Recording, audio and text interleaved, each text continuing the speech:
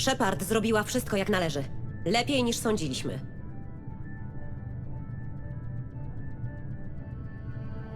Ale to wciąż za mało. Trwa wojna. Nikt nie chce tego przyznać, ale ludzkość jest obiektem ataku. Wysyłają ją do walki z getami. Getami! A przecież to nie o nie chodzi. Żniwiarze wciąż gdzieś tam czyhają. I to my musimy ich powstrzymać. Rada nie zaufa Cerberusowi. Nie przyjmie naszej pomocy. Nawet mimo wszystkich naszych zasług. Ale Shepard... Podążą za nią. To prawdziwa bohaterka, wręcz ikona. Tyle, że jest sama. Strata Shepard to strata ludzkości. Więc postarajmy się jej nie stracić.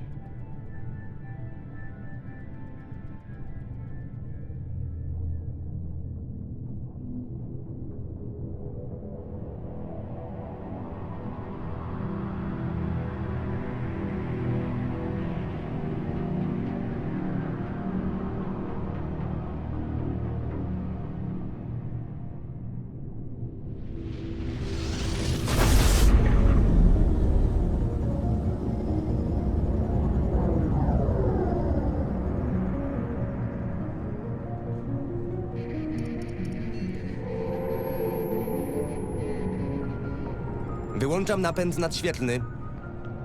Systemy maskujące aktywne. Wszystkie kontrolki zielone. Jesteśmy ukryci. Marnujemy czas. Od 4 dni przeszukujemy ten sektor i nie znaleźliśmy żadnych śladów getów. W ciągu miesiąca zniknęły tu 3 statki. Coś się stało. Pewnie łowcy niewolników. Pełno ich w układach Terminusa. Skaner dalekiego zasięgu coś wykrył. Niezidentyfikowany statek. Wygląda na krążownik. Nie mamy go w bazie. Krążownik zmienia kurs. Jest na kolizyjnej z nami. Niemożliwe! Systemy maskujące są aktywne. Gety nie mogły... To nie gety. Przygotujcie się na uniki!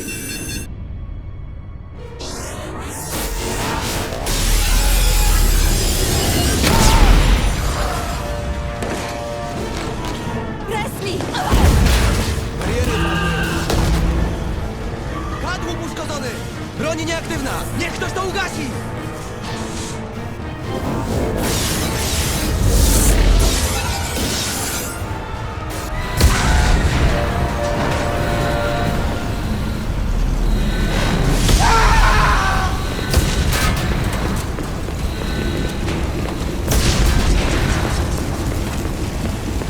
Shepard! Wysyłamy sygnał SOS. Przymierze dotrze tu na czas?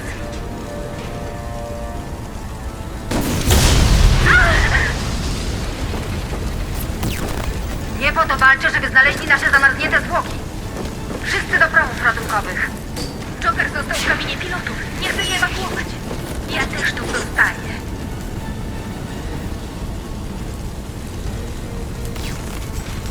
Skierujcie załogę do promów ewakuacyjnych. Ja zajmę się Jokerem. Shepard! No dalej! Liaro! Tak jest.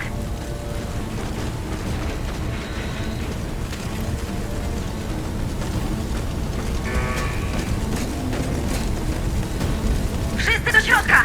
Ale już! Już!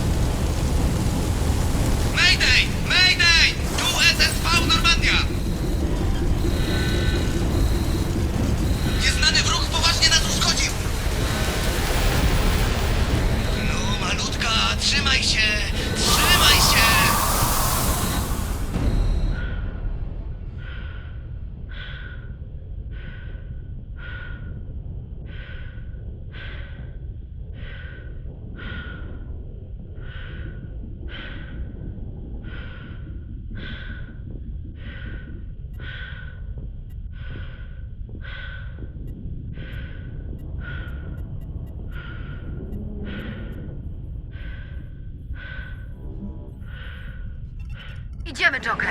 Musimy się wydostać. Nie porzucę Normandii! Wciąż mogę ją uratować! Już po Normandii. Twoja śmierć jej nie pomoże. Dobra, pomóż mi wstać. Szykują kolejny atak!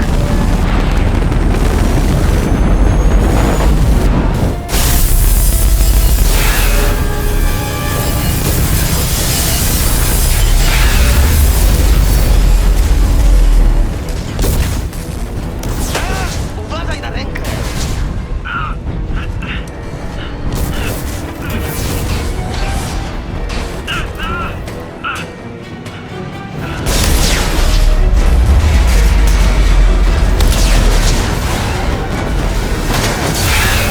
Pani komandor!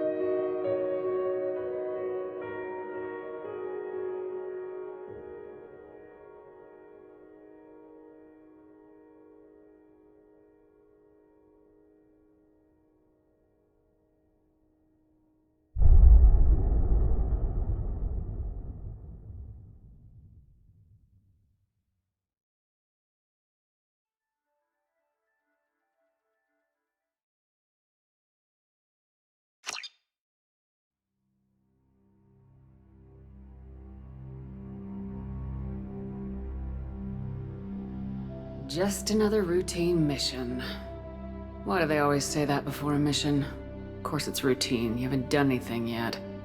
It's everything that happens along the way. The choices you make, the paths you choose, that turn the routine into anything but. Of course, that's how it started. A routine mission, answering a distress call. And look where that got me. We were testing out the Normandie, Captain Anderson's new ship, when the distress call came in. An Alliance patrol on Eden Prime had been attacked. They'd seen something they couldn't explain. And whatever it was massive. I hit the ground with my lieutenant, Caden Alenko. A good kid, loyal, by the book, with a talent for biotics. We came across the lone survivor of the patrol, Gunnery Chief Ashley Williams. A soldier to the core. Tough, disciplined, ready to take on whatever came her way. Ashley joined up with us and took us to the spot where she lost her squad. That's when we saw it. The ship. Like nothing I'd ever seen. It was massive, scorching the colony and everything around it as it blasted away. We followed the path of destruction to an artifact, a beacon left by a long-dead race called the Protheans. The colony had dug it up, and whoever attacked them had tried to take it. Lieutenant Alenko made the mistake of getting too close. Hit him with some type of energy. I grabbed him and threw him out of the way. That's when it hit me. Hard. Every muscle in my body went rigid. I couldn't move, could barely breathe. Everything went black. And then I saw something. A vision. Dream. A nightmare. By the time I woke up, we were halfway to the Citadel on our way to meet the Council. I was expected to explain what I'd seen. Anderson came along. So did Udina, our political representative on the Citadel. With those two heavyweights, it seemed reasonable we could persuade the Council that the ship we'd seen was a potential threat. As was the individual behind the attacks.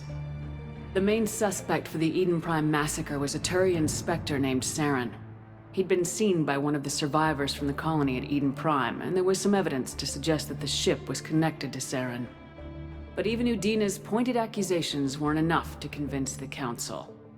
They just couldn't believe one of their chosen elite specters could be guilty of something like that. They needed proof, which meant I needed proof. Fortunately, I wasn't alone in my search. Garrus, another Turian, wanted to help. A top agent for Citadel security. Despite orders from his superiors that he shouldn't get involved, he told me he was suspicious of Saren and he had some useful leads. More importantly, he was willing to share them. That led me to Rex, the biggest, nastiest looking Krogan bounty hunter I'd ever seen. He turned out to be more than just a brute. It was his intel that led us to a fugitive with incriminating evidence on Saren. The fugitive turned out to be an energetic little Quarian named Tali. A tech expert with a knack for hacking, she'd procured some information on Saren. Evidence that proved Saren was dirty. Tali's evidence proved that Saren was responsible for the massacre on Eden Prime, and the immense warship we'd spotted was in fact Saren's flagship. But it went much further. Saren was trying to find a way to bring back a race of sentient machines from dark space. Machines allegedly responsible for cleansing the galaxy of all organic life. These Reapers were blamed for wiping out all life 50,000 years ago, including the Protheans, then disappearing back through the mass relays to dark space, leaving no trace that they'd ever been. That explained why Saren was after the beacon, and it made some sense out of my visions, but not much else. We couldn't convince the Council that the Reapers were a threat, but they agreed Saren had to be stopped. They stripped him of his Spectre status and gave me the honor of becoming the first human Spectre. My first task? Bring down Saren. Anderson decided to stay behind, giving up his ship, the Normandie. He told me I'd need it more than he would. He also pointed me in a direction. Liara. A Prothean expert, adept in biotics, and maybe most importantly, daughter of Benezia, Saren's top lieutenant. And like most Asari, as beautiful as she is intelligent, and born with a unique ability to meld with other species, Liara was able to help me decipher some of the vision the beacon had given me. Nothing concrete, but it gave me some clues. And a new appreciation for the Asari. Her technique for accessing my vision was unexpected, but not at all unpleasant. Caden was a little concerned about the connection I shared with Liara. As commander, I knew either relationship had the potential to interfere with the mission. I told Liara about how I felt. Apparently, she felt it too. But we agreed we wouldn't let it get in the way of our mission, finding Saren. Thanks to Liara's help, we had our next lead, Benezia. Saren had taken her to Noveria, where he'd enslaved the queen of a dangerous race of insect-like creatures, the Rachni. He ordered Benezia to use the same technique Liara had used on me to extract information from the Rachni Queen. The Queen's drones were everywhere, and they were not happy. We had to fight through hundreds of them to get to Benezia. By the time we arrived, Saren was gone, with the information. I tried to reason with Benezia, but Saren had indoctrinated her. He had somehow acquired the ability to control people's actions and wills. Benezia wouldn't surrender, and Liara was forced to watch her mother die in her arms. And I was left with an angry, dangerous Rachni Queen to deal with. She claimed her drones would do no harm if I released her. But the Rachni had terrorized the galaxy before. I couldn't do it. I wouldn't doom an entire species for past sins. And the Queen was true to her word. She left and took her army of drones with her. With Saren's top lieutenant dead, he was quickly running out of time and places to hide. I tracked him down at his base on Vermeer, but we soon learned it was more than a base of operations. It was a breeding ground. Saren was breeding an army of Krogan. He'd found a cure for the genophage, a disease inflicted on the Krogan to prevent them from breeding and taking over the galaxy. But the Krogan Saren was breeding were slaves, mindless beasts that obeyed Saren's will. I had to destroy the base and all its research. Rex disagreed. Violently. Rex wanted the genophage cure for his people. I tried to convince him to help me destroy it, that these Krogan weren't real. But he wouldn't back down. Fortunately, Rex is smarter than he looks. He realized this wasn't the way to help his people.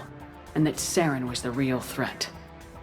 When we finally got to the center of the base, I realized just how close Saren was to completing his plan. He was already in communication with the Reapers.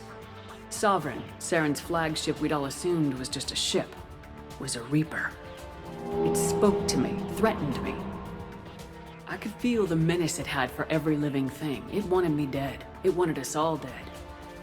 And I knew it was capable of doing just that. What I couldn't understand was why Saren would help it. But there was no time to think about it. Sovereign knew where we were. We had to destroy the base and get the hell out. I split my team into 2 squads, sending Ash with one and Caden with the other as a distraction. We had a nuke and we planned to use it. Before we could detonate the bomb, Saren showed up. We fought. I stalled him to make time for my team. And in talking to him, I realized the truth. It wasn't Saren who was indoctrinating everyone. It was Sovereign, the Reaper. And Saren was in deeper than all of them. He tried to convince me he was still in control. Said he'd found a way to reduce the Reaper's influence, but he was kidding himself. Or believing the lies Sovereign was telling him. Before I could convince him to stop, he ran, leaving me just seconds to extract my squad mates. I tried, but I wasn't fast enough. I could only save one of them. Caden was a good man and a great soldier. But I had to choose. And I chose Ash. That was the last time Saren would slip away from me. I knew then, the next time we met, one of us would die. With my team mostly intact, we chased Saren and his army to Ilos, a long-lost planet that had once belonged to the Protheans. As we prepared for what we knew would be a desperate fight, I spoke to my crew. We were just one ship, against Saren's growing army. I assured them all that despite the odds, we could defeat him. Liara saw through my words. She knew I was hurting after Caden's death. She could sense my doubts. We both knew this mission could be our last. Until that moment, we put our feelings aside for the sake of the mission. But why wait? We gave in to each other. And it was perfect. While it lasted. We arrived on Ilos close behind Saren. Once on the planet, we discovered a Prothean databank that helped me put the final pieces of my vision together. The Reapers had come 50,000 years ago, and every 50,000 years before that, each time purging the galaxy of life. The Protheans had fought and died like every species before them, but a few survived long enough to leave a parting gift. The Protheans had discovered that the Citadel was the key to controlling the mass relays. By sabotaging the Citadel, they found a way to close the relays to dark space, slowing the Reapers' return, giving us the time we needed to find a solution to stop the Reapers once and for all. Saren knew this. He was leading his army to take control of the Citadel and re-establish the relays to dark space, bringing the waiting Reapers here to destroy us all. We followed him to the Citadel. It was intact, but heavily damaged. He'd caught the Council fleets by surprise, and they were only now regrouping. And with Sovereign as his flagship, there was little hope that the fleets could counterattack with enough strength to take back the Citadel.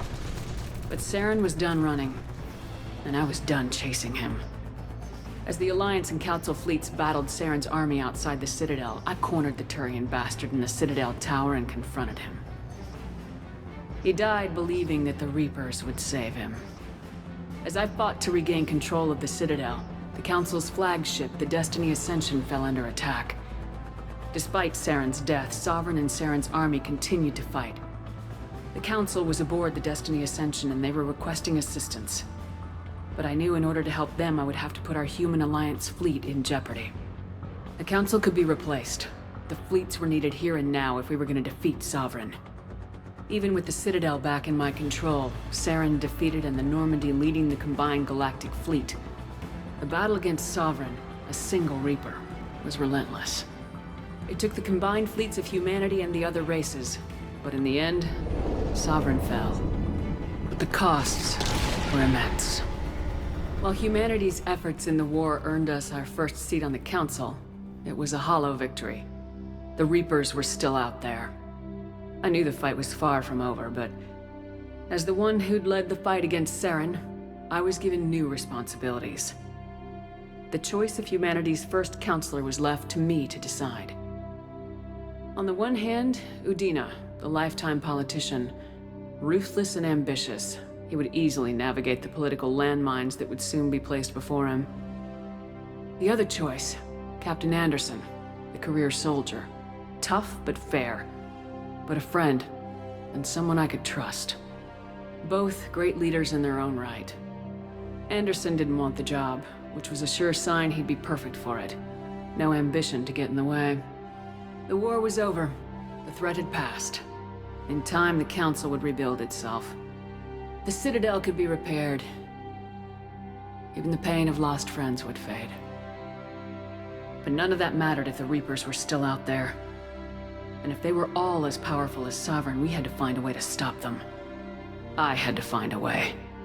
I gathered my crew, took my ship, and went in search of answers. Officially, the Council would only say I was assigned cleanup duty, routing out any remnants of Saren's army. Just another routine mission.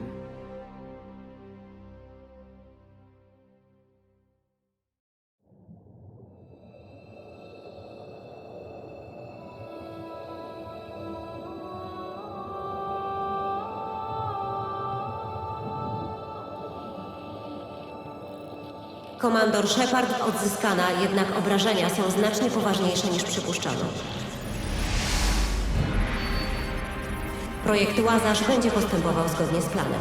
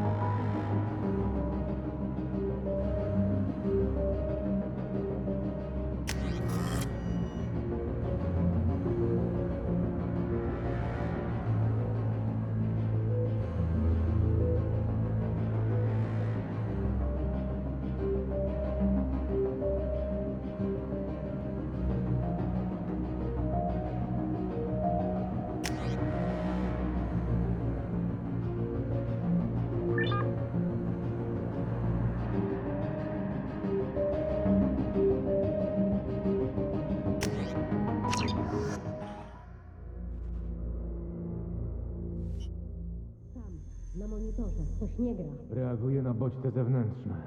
Wykazuje świadomość otoczenia. Rany boskie, nie rano.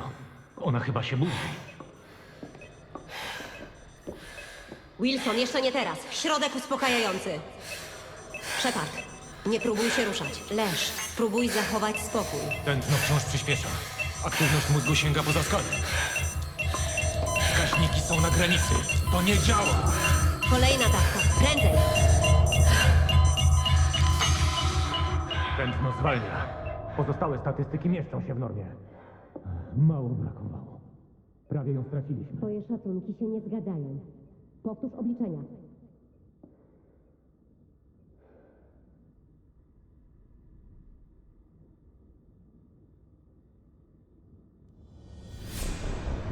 Wstawaj, pani komandor. Shepard, słyszysz mnie? Wstawaj natychmiast. Stacja została zaatakowana. Shepard, wiem, że twoje rany jeszcze się nie zagoiły, ale musisz się ruszać. Placówka została zaatakowana. W szafce po drugiej stronie pokoju znajdziesz pistolet. Pośpiesz się! Weź z szafki pistolet i pancerz. Nie ma na co czekać, Shepard. Bierz broń i pancerz. W tym pistolecie nie ma magazynka termicznego. To stacja medyczna. Magazynek termiczny znajdziesz w... Cholera! Zbiorniki przy drzwiach zaraz wybuchną. Schowaj się już! Głowa w dół, Shepard. Odsuń się przed wybuchem. Ktoś włamał się do systemów zabezpieczeń, aby cię zabić. Poszukaj magazynka termicznego do pistoletu.